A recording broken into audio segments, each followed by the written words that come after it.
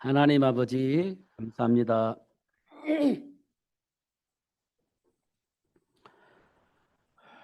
삶 속에서 드러나는 많은 문제들이 있습니다. 그 문제들 속에서 나타나는 우리들의 반응을 볼 때 과연 하나님의 배경을 누릴 수 있는 그 축복의 비밀을 알고 있는 것인지, 사실적으로 사탄과의 싸움이 되어지고 있는지 확인할 겨를도 없이 일어나는 수많은 문제들이 우리 앞에 있음을 확인합니다. 어쩔 수 없이 과거의 체질대로 움직일 수밖에 없었던 우리 배경을 우리에게 알게 하시려고 찾아오셔서 가르쳐 주시고 생각나게 하시고 또 깨닫게 하시면서 하나님과 함께하는 삶을 누릴 수 있도록 신분과 원세를 회복하신 그리스도를 알게 해주시니 감사합니다. 오늘도 그리스도를 보내주신 하나님을 마음껏 찬양하는 시간이 되어지게 하시고 또 하나님이 약속하신 말씀을 통해서 답을 얻고 힘을 얻는, 또 분별하여 하나님이 주신 축복을 누릴 수 있는 지혜가 회복되어지는 시간이 될 수 있도록 역사하여 주옵소서. 이간질하는 사단에게 이간질당하지 않고 하나님이 주신 말씀 속에서 원내스 할 수 있는 축복의 시간이 될 수 있도록 이 시간이 역사하여 주옵소서. 사도행전 2장에 역사하셨던 그 성령 역사가 하나로 만들어서 복음을 증거할 수 있도록 축복하셨던 것처럼, 증인이 될 수 있도록 하나님이 역사하셨던 것처럼 우리 삶 속에서 역사해 주시옵시고, 이 세상 모든 저주와 재앙 가운데 있는 모든 사람들을 향하여 예수가 그리스도를 말할 수 있는 응답을 받는 시간 줄 수 있도록 축복해 주옵소서. 특별히 세계를 복음화하기 위해서 우리 렘넌트들이 준비되어지고 있습니다. 사단은 어떻든 세상 문화를 통해서 하나님의 말씀과 함께하는 삶을 살 수 없도록 만들려고 방법을 쓰고 있습니다. 또 정치와 경제를 동원하고 있고 문화를 동원하고 있습니다. 하나님, 그것들을 오히려 세계에 복음화할 수 있는 시스템으로 만들어서 세계를 살릴 수 있는 렘넌트가 될 수 있도록 이 시간 축복해 주옵소서. 이를 위해서 저희들 모이게 했습니다. 아니, 아브라함이 응답을 받고 이삭의 복을 받았던 것처럼 우리가 응답을 받고 렘넌트들이 누릴 수 있는 축복의 시간이 될 수 있도록 역사하여 주옵소서. 바울처럼 로마를 복음화하기 위해서 준비하고 도전하는 인생이 될 수 있도록 축복해 주옵소서. 답답하겠지만 속히 오지 않는다라고 생각을 하며 낙심하겠지만 하나님은 분명히 세계 복음화를 이루기 위해서 인도하시고 역사하시는 줄 믿습니다. 하나님의 배경을 누리면서 기다리면서 하나님이 원하시는 삶을 향하여 준비하고 도전할 수 있도록 축복해 주옵소서. 이 일을 위해서 하나님께서 그리스도 된 예수를 이 땅에 보내주시고 온 천하의 모든 사람들이 알 수 있도록 역사하신 걸 믿습니다. 이 시간 우리에게도 뿌리 내리고 각인되어질 수 있도록 축복해 주옵소서. 예수 그리스도 이름으로 기도합나이다. 아멘.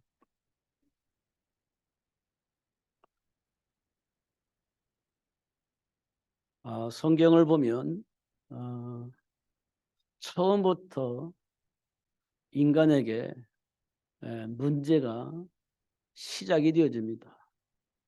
하나님이 분명히 세계를 복음할 수 있을 만큼 신분도 권세도 주셨는데 처음부터 시험거리가 나타납니다. 그래서 결국은 하나님과 함께하는 삶을 누리지 못하게 되어지는 그런 일들이 벌어지게 되어졌고, 그 이후로부터 수많은 문제와 사건들이 반복되어져서 일어나고 있음을 확인할 수 있고, 그 영향이 지금 우리에게까지 와서 우리도 모르게 삶 속에 있는 수많은 문제 앞에 갈등하고 고민하고 고민하고 또 좌절하고 낙심하는, 그리고 나도 모르게 하나님의 말씀을 거부하고 내 마음대로 살겠다고 고집을 하는 일들이 벌어지고 있는 것들을 보게 되어집니다. 조금 알고 있는 그것 때문에 하나님의 말씀을 무시하고, 조금 알고 있는 그것 때문에, 조금 체험한 그것 때문에 이간질 당해서 서로 분쟁하고, 그런 일들이 우리 삶 속에서 일어나고 있는 것을 보게 되어집니다. 지금 우리에게 일어나고 있는 그 모든 문제의 근원과 배경을 우리는 분명히 알아야 됩니다. 성경은 분명히 말씀해 주고 있습니다. 문제 원인이 뭐냐, 배경이 뭐냐, 충분히 알 수 있도록 그렇게 역사하셨습니다. 이걸 보고 우리는 창세기 3장 문제 이렇게 얘기를 합니다. 문제의 근원입니다. 문제의 배경이 그 속에 있습니다. 창세기 3장 문제라고 얘기를 합니다. 우리가 가지고 있는 운명과 팔자 같은 저주의 삶이 거기에서부터 시작됐습니다. 누구도 벗어날 수가 없는 거지. 요한복음 8장 44절에 보니까 너희 아비 마귀에게서 났으니 돌이킬 수가 없는 겁니다. 일생 동안 마귀가 시키는 대로 살 수밖에 없는 인생이 되어져 있는 겁니다. 그 시작이 창세기 3장 문제입니다. 하나님의 말씀을 불신앙하고 선악과를 따먹은 이 사건이 지금 우리가 말하는 운명과 팔자 같은 저주와 재앙에서 살 수밖에 없는 시작이 되어진 겁니다. 왜 그럴까? 마귀 자녀니까. 우리에게서 나오는 그 모든 것이 어디서부터 나왔냐? 마귀에게서 나왔다. 요한복음 8장 44절에 기록되어 있습니다. 너희 아비에게서 나왔다. 우리 안에 있는 감정들, 우리 안에 있는 상처들, 우리 안에 있는 분노들, 이 모든 것이 어디서 나왔냐? 마귀에게서 나왔다. 우리 안에 있는 욕심들, 우리 안에 있는 동기 때문에 불신앙하고 떠나는 일들, 그 모든 배경이 어디서 나왔냐? 마귀에게서 나왔다. 그렇게 분명히 말씀하고 있습니다. 그러면 이 문제를 어떻게 해결할 수 있냐? 해결할 수가 없어요. 일생 마귀에게 종노릇하며 사는 겁니다. 말하기를 본질상 진노의 자녀다. 이렇게 얘기를 했습니다. 어떻게 벗어날 수 있냐? 없어요. 세례 요한이 나타나면 아니요. 엘리야가 나타나면 아니요. 예레미야가 나타나면 아닙니다. 세상에 정의가 있으면 아니에요. 능력이 있으면 아닙니다. 사랑이 있으면, 메시지가 있으면 아니에요. 사단의 올무에서 해방할 수 있는 그 무엇도 이 세상에는 없습니다. 정의를 가지고 사단의 올무를 무너뜨릴 수가 없어요. 능력을 가지고도 안 됩니다. 그 무엇으로도 사망의 권세를 가지고 있는 사단을 이길 수가 없습니다. 안 되는 거예요. 근데 우리는 할 수 있다라고 하는 생각이 있습니다. 세례요한 같이 정의를 가지고 있는 사람이 나오면, 엘리야처럼 능력을 가지고 있는 사람이 나오면, 예레미야처럼 사랑으로 이 세상을 감쌀 수만 있다고 한다면, 메시지가 있다면 다 해결할 수 있는 거 아니겠습니까? 그래서 우리는 그 올무에 묶여서 한 걸음도 나서지 못합니다. 그 올무에 묶여 있기 때문에 예수 그리스도를 인정을 안 하려고 합니다. 그래서 이 땅의 문제는 해결되지 않아요.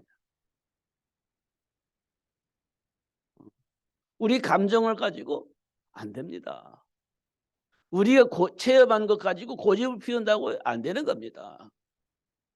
그 무엇으로도 이 땅의 문제가, 저주와 재앙 같은 삶의 문제가 해결되어지질 않습니다. 그럼 어떻게 해야 됩니까?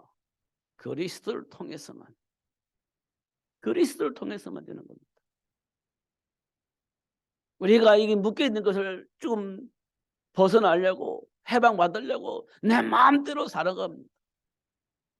그게 해방인 것처럼 착각하지만 저주 속으로 빨려 들어가는 겁니다. 내 마음대로, 내가 하고 싶은 대로 자유롭게, 그게 자유고 해방인 것처럼 보이지만 아니에요. 저주 속으로 빨려 들어가는 겁니다. 실패 속으로 빨려 들어가는 겁니다. 돌이킬 수 없는 상황을 만날 수도 있습니다. 그럼 우리는 어떻게 해야 됩니까? 하나님이 준비한 축복을 알아야 되는 겁니다. 그러면 그 안에 준비된 축복을 마음껏 누리면서, 그 안에 준비된 축복을 마음껏 누리면서 내가 하고 싶은 것 마음대로 할 수 있는 그런 일들이 벌어지게 되는 겁니다. 그것이 진정한 해방이고 자유인 겁니다. 그렇지 않으면 안 되는 거예요. 사도 바울이 뭐라고 말했냐? 배설물로 여기겠다. 왜 그렇습니까? 하나님을 불신앙하고 거부하고 내 마음대로 살 수밖에 없는 삶의 문화가, 삶의 체질들이 내 안에 있습니다. 그걸 버리고 오직 그리스도를 붙잡겠다 얘기를 한 겁니다. 우리는 그게 가능하겠냐? 안 되는 겁니다. 그래서 하나님이 이 땅에 예수님을 보내주시고 그 예수님을 만나게 하시고 그 예수 안에 준비된 축복을 보게 하신 겁니다. 그래서 우리는요, 하나님께로부터 복을 받은 자예요. 그래서 하나님의 말씀을 통해서 인생의 답을 얻을 수 있는 복을 받은 자입니다. 내가 가지고 있는 지식이나 경험이나 체험이나 철학이나 이 모든 것들 가지고 막 판단하고 있지만 그것 가지고는 답을 얻을 수가 없어요. 그리스도를 통해서만 답을 얻을 수가 있는 겁니다. 서론에 이렇게 기록되어 있습니다. 하나님은 당신의 계획을 이루기 위해서 형들을 통해 요셉을 노예로 팔게 했습니다. 노예로 팔게 했어요. 누가? 하나님께서. 말이 돼요? 그런데 그렇게 하셨어요. 하나님께서.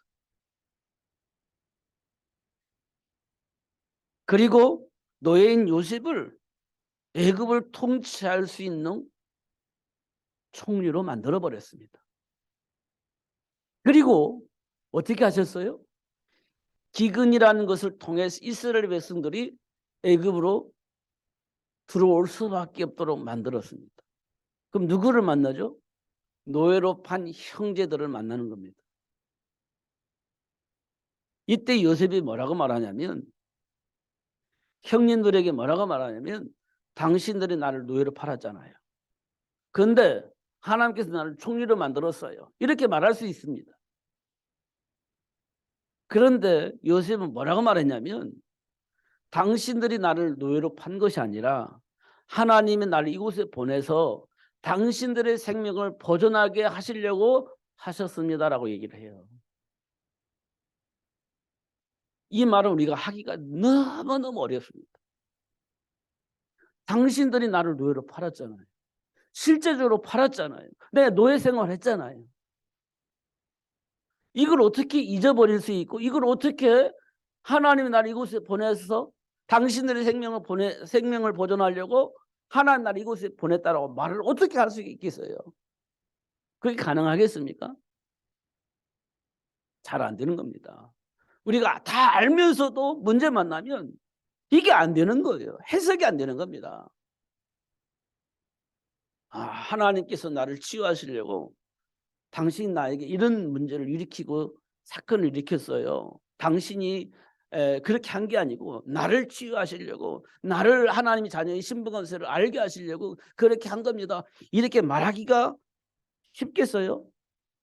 안 되죠. 이 왼수 같은 인간이라고 하지, 하나님이 나를 치유하시려고, 자녀의 신분이 뭔지 알게 하시려고 그렇게 한 겁니다. 이렇게 말하기가 쉬운 일이 아닙니다, 이게.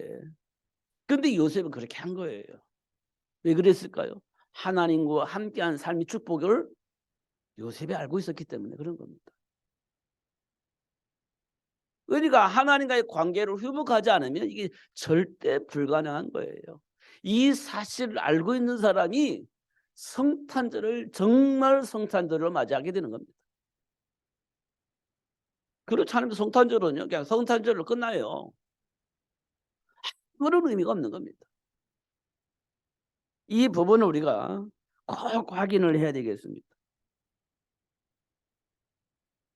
그런데 놀라운 것은요, 요셉을 통해서 이스라엘 백성들이 애굽의 어떤 풍요를 마음껏 누리게 되집니다. 이야, 하나님 감사합니다. 이렇게 하고 애굽에 있는 모든 풍요를 마음껏 누리는데 그 배경이 누구냐면 요셉이었습니다. 애굽의 총리였으니까. 하나님의 배경을 누린 게 아니라 요셉 배경을 누린 거예요. 요셉이 죽고 나니까요, 이스라엘이 어떻게 되죠? 애굽의 노예가 되어버리는 겁니다. 우리는 누구 배경을 누리냐? 하나의 배경을 누려야 돼요. 어떤 인간의 배경을 누리다 보면 그 인간이 없어져 버리면 어느 날 낙동강 오리알 되듯이 이상한 사람이 되어버리는 겁니다. 하나의 배경을 누릴 수 있어요. 하나님께서는 이걸 지금 우리에게 보여주고 있는 거예요. 그때 하나님께서 또 모세라고 하는 인물을 만들어서 희생 제물을 하나님께 드려야 할 이유를 알게 하십니다. 모세가 희생제물 어린 양의 피를 이스라엘 백성들에게 말해주고 이스라엘 백성들이 희생제물 어린 양의 피를 문설주에 발랐을 때 정말 해방되어집니다. 애굽의 올무에서 해방되어지고 사단의 올무에서 해방되어지는 최고의 축복을 누리게 되어지는 그런 시간이 되는 것을 확인할 수 있어요. 이때부터 홍해바다 만나도 상관이 없고 사막에서 물이 없어서 문제가 생겼을 때도 문제가 없고 먹을 것이 없을 때도 문제가 없고 문제가 없도록 하나님이 역사하시는 것을 확인할 수 있어요. 희생제물 어린 양의 피를 바르고 해방되었을 때 홍해바다 문제가 없어요. 사막에서 물이 없을 때도 문제가 없어요. 먹을 것이 없을 때도 전혀 문제가 없어요. 왜냐하면요, 하나님이 응답하시니까, 역사하시니까. 홍해바다 갈아주시고 물을 내주시고 먹을 걸 가져다 주시니 전혀 문제가 없었던 겁니다.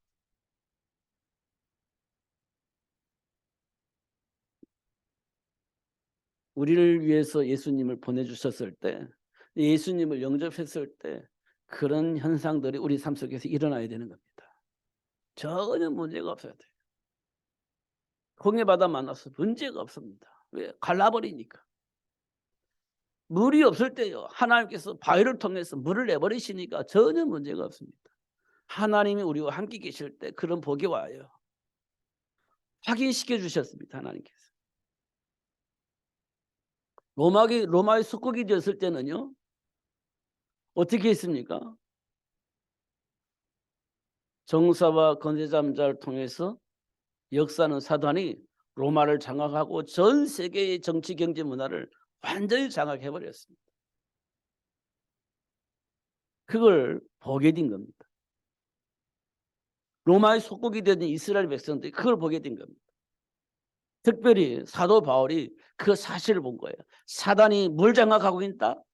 로마의 정치인들, 문화인들, 경제인들, 이를 딱 장악하고 하나님 나라가 전혀 임하지 못하도록, 하나님 나라로 회복할 수 없도록 우상 숭배하게 만들고 수많은 경기를 통해서 생각과 마음을 완전히 장악해버리고 그렇게 해버렸습니다.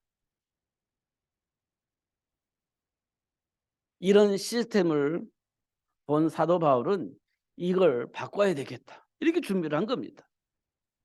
로마도 보아야 하리라, 가이사 앞에 서야 하리라 하면서 계속 준비하고 도전합니다. 사도 바울이. 그러면서 그걸 완전히 바꿨습니다. 250년 만에. 보면 이기게 돼 있는 겁니다. 무조건 이기게 돼 있죠. 왜냐? 세상신 사단의 머리를 박살낸 예수 이름으로 기도하는데 사단이 꼼짝할 수가 없어요. 그게 바뀌게 되어 있는 겁니다. 세계복음화 반드시 되어지게 돼 있죠. 예수를 아는 그 사람을 통해서. 근데 그 복을 하나님 저와 여러분 주신 거예요. 그 복을 누리게 하시려고. 약속하시고 그 예수님을 이 땅에 실제적으로 보내주셔서 확인시켜 주신 겁니다. 그래서 우리가요, 뭐라고 합니까? 기쁘다. 구주 오셨네. 이렇게 얘기를 하는 겁니다. 그 황금과 여향과 몰약을 하나님께 드리고 또 막달라 마리아는 그 향유를 깨뜨려서 예수님의 발에 붓고 머리카락 씻어주고 이 많은 일들을 합니다. 왜냐? 예수님이 그리스도이시니까. 그런 일들을 한 것을 확인할 수 있습니다. 하나님 지금도 우리에게요. 그 복이 무엇인지, 하나님 나를 왜 부르셨는지, 이 세상의 삶의 환경을 왜 이렇게 혼란하고 악한지,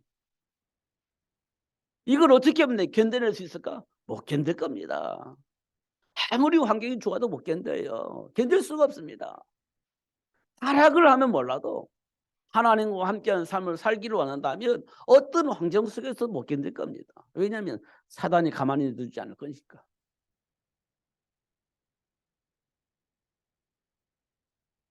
그리스도 안에 있으면 환경을 바꿀 것인데 그걸 모르니까 당하는 겁니다.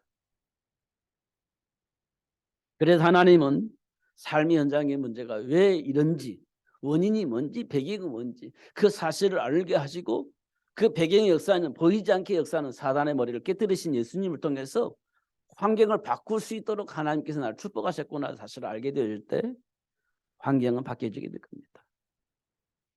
그게 하나님이 우리를 위해서 준비하신 축복의 현장입니다. 꼭 기억을 하셔야 됩니다. 내 힘으로 내 감정으로 극복이 안 돼요. 그리스도 이름으로 극복이 됩니다. 인간에게 나타나는 삶의 문제의 원인 그리고 해결책을 우리는 충분히 알아야 돼요. 말로만이 아니라 실제적으로, 감정이 아니라 실제적으로 알고 있어야 되는 겁니다. 창세기 3장에 인간에게 드러난 문제입니다. 드러난 문제. 뭐죠? 하나님 이 말씀을 왜 주셨는지 몰라. 이 말씀을 왜 주셨는지를 몰라. 이게 인간에게 있는 드러난 문제예요. 이 말씀을 왜 주셨죠? 몰라. 그러니까 엉뚱한 짓을 하는 겁니다. 그리고 뭐 합니까?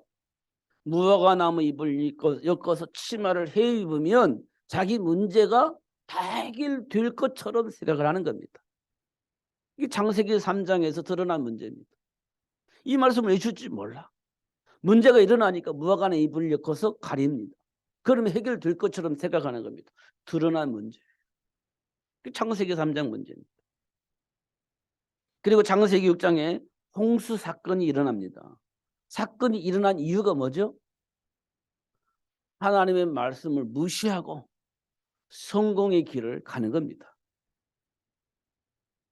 하나님과 함께하는 삶을 무시하고 성공의 길을 가는 거예요. 말씀을 주시는데 무시합니다. 그래서 결국 홍수 사건을 만나는 겁니다. 다 이유가 있어요. 보면 이유가 있는 겁니다. 말씀을 불신앙하고 말씀을 무시하고 삶의 현장에 맞다라고 생각하면서 그걸 따라가는 겁니다. 그 흐름을 따라가는 겁니다. 그러다가 홍수만 나는 거예요. 그게 창세기 6장입니다. 그걸 보고 네피림 문화라고 합니다. 여러분 느껴야 됩니다. 삶 속에 흐르고 있는 흐름이 문화가 네피림 문화예요. 사단의 문화입니다. 그 흐름 따라가다 보면 하나님 말씀 불신앙하게 되어 있고 무시하게 되어 있고 그 흐름을 따라가게 되어 있는 겁니다. 그러다가 어느 날 성공을 하는 것처럼 보이지만 어느 날 홍수만 나는 거예요.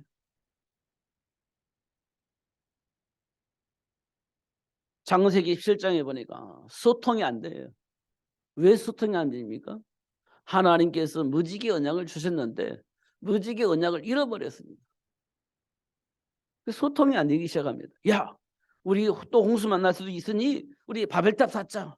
아, 그럴 필요가 없어. 쌓자. 서로 소통하고 싸우는 겁니다. 소통이 안 되는 겁니다. 뭘 잃어버렸어? 언약을 잃어버렸어.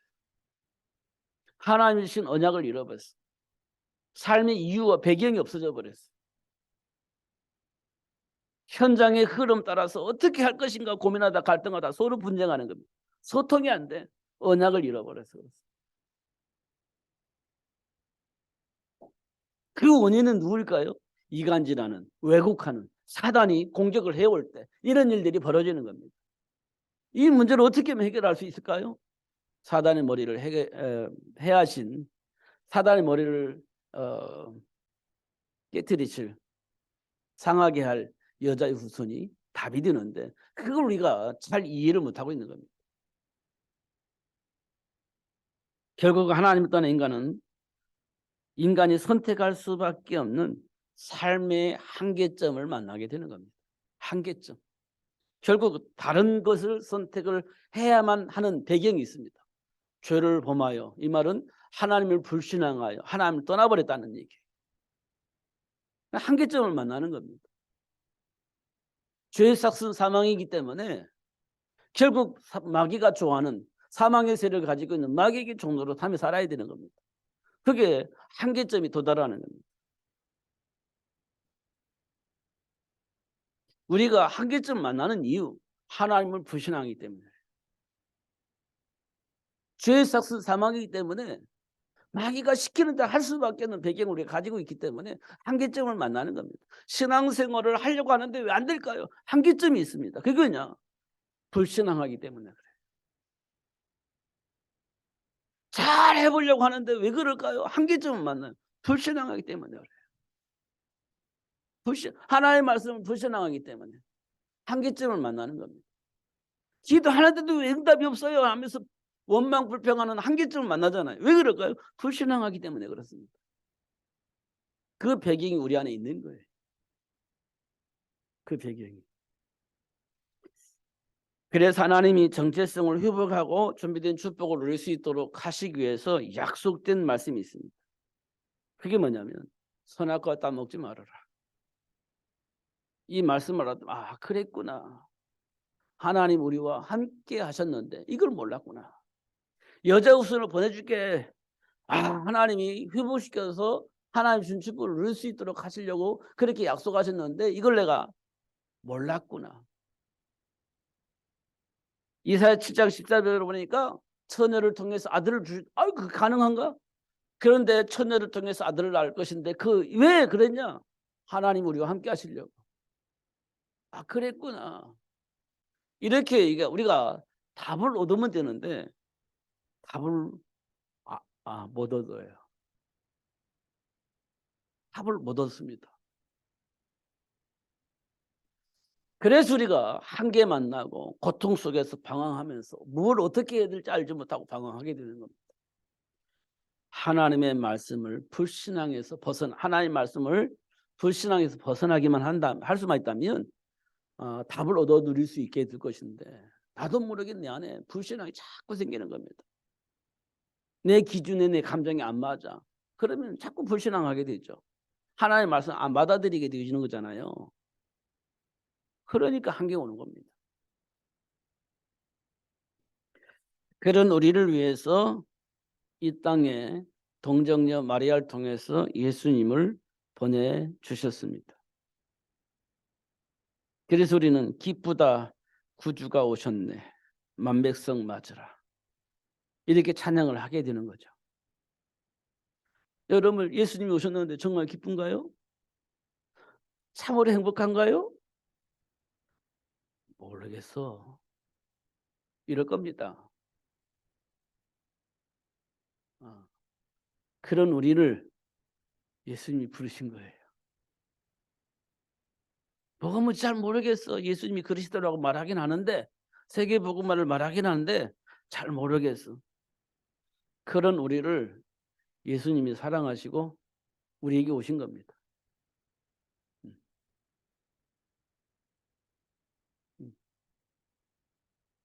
그잖아요. 삶속에 문제 만나면 뭐가 뭔지 모르겠어 막 방황하고 막 답답하고 그러지 않습니까? 그런 우리에게 찾아오셔서 영적 사실을 가르쳐 주시고 신봉원세를 누릴 수 있도록 역사하고 계신다는 겁니다. 영적 배경을 쭉 확인해야 돼요. 마태복음 28장에 보니까요. 예수님이 제자들 가운데 부활하신 예수님을 만났는데도 불구하고 아직도 의심하는 사람이 있더라. 그렇게 돼 있어요.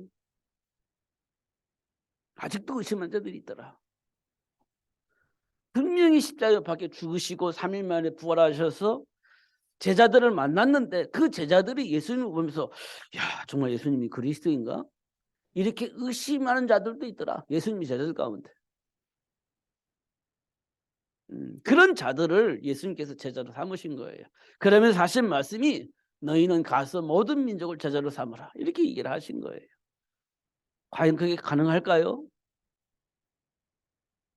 그런데 가능했습니다. 왜? 의심하는 사람들에게도 하나님이 역사를 하셨어요. 하나님이 함께 계시니까 역사를 하신 거예요. 지금 우리가요, 긴가민가 이렇게 하고 있는데 하나님 우리 함께 계시기 때문에 하나님 우리를 통해서 역사를 하시는 겁니다. 삶 속에서 확인할 수 있도록 역사하시는 거예요. 결국 세계를 복음화해서 갈 수 있는 제자가 되어줄 수 있도록 축복을 하신다는 겁니다. 지금은 안 되는 것처럼 보이지만 되어지게 될 겁니다. 왜냐하면 그렇게 하시려고 하나님 우리를 부르셨기 때문에 그렇게 되어지는 시간표가 반드시 오게 될 겁니다. 예수님이 이 땅에 오신 것은 죄인을 위해서 오셨어요.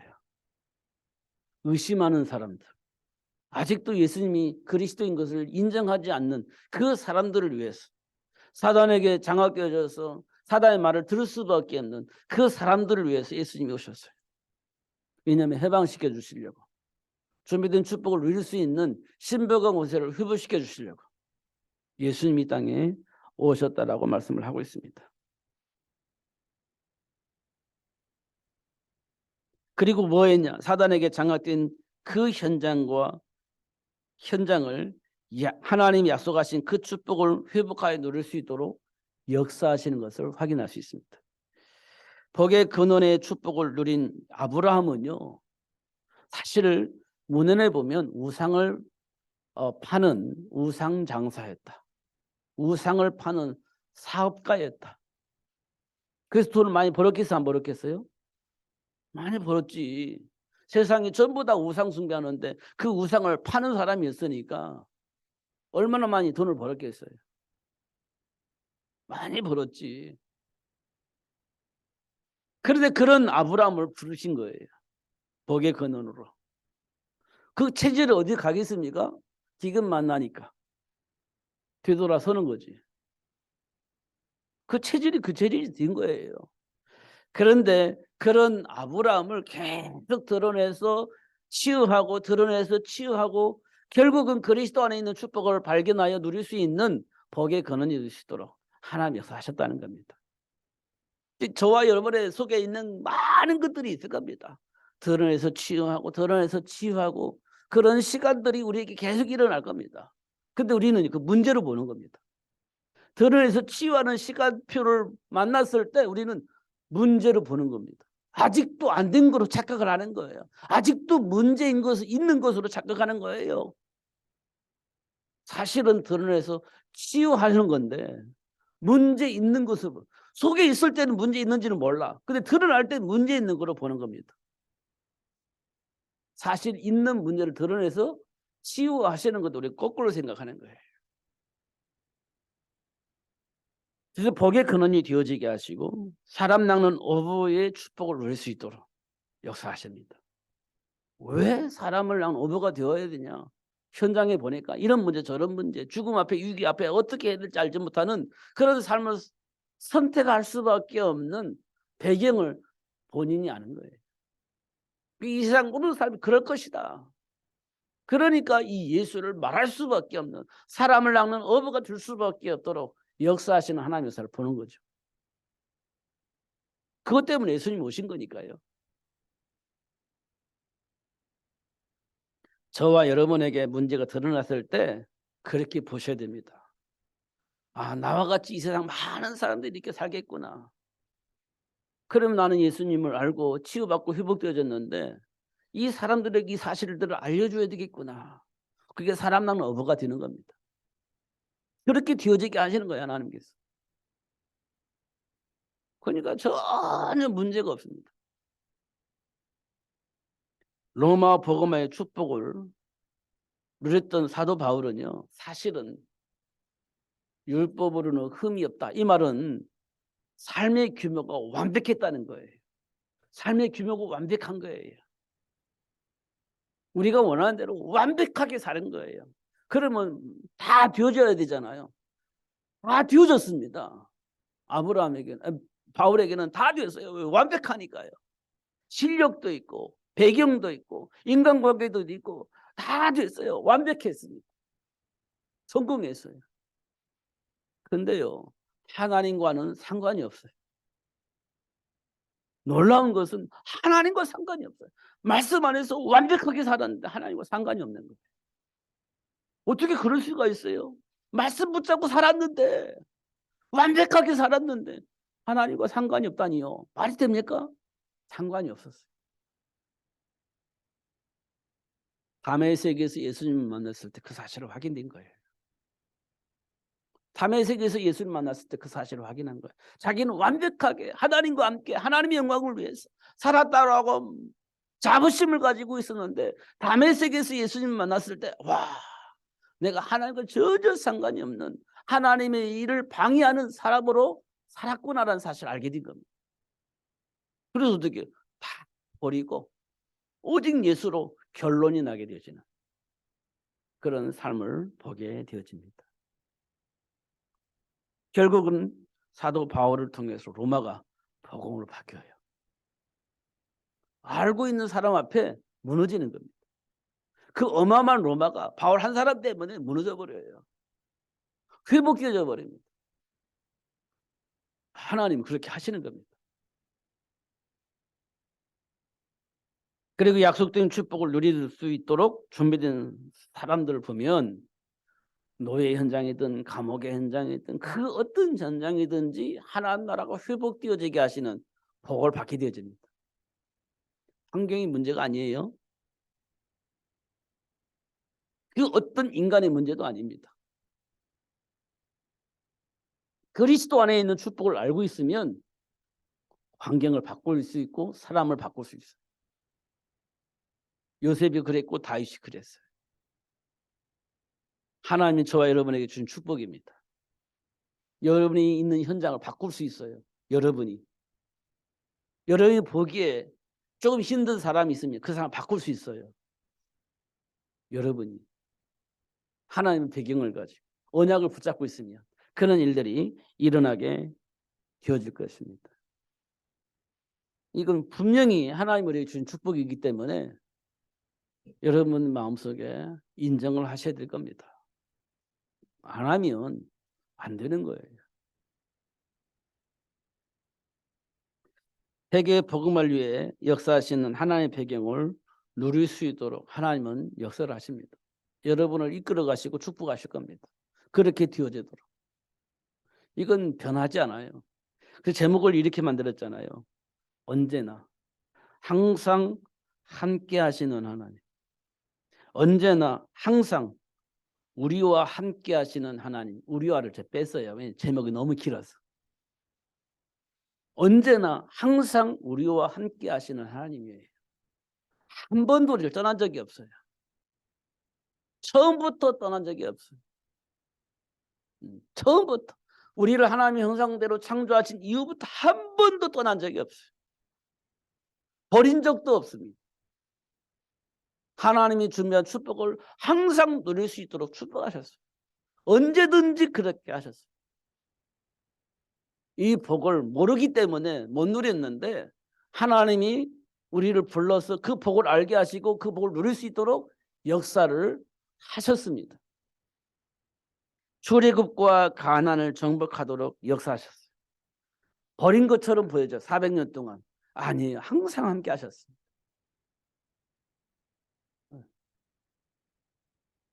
포로가 됐을 때도 버린 것처럼 보여졌는데 아니요. 항상 함께 하셨습니다. 속국이 됐을 때 버린 것처럼 보여졌는데 아니요. 항상 함께 하셨습니다. 그래서 뭐였냐? 하나님이 약속하신 축복을 회복할 수 있도록 그렇게 하셨어요.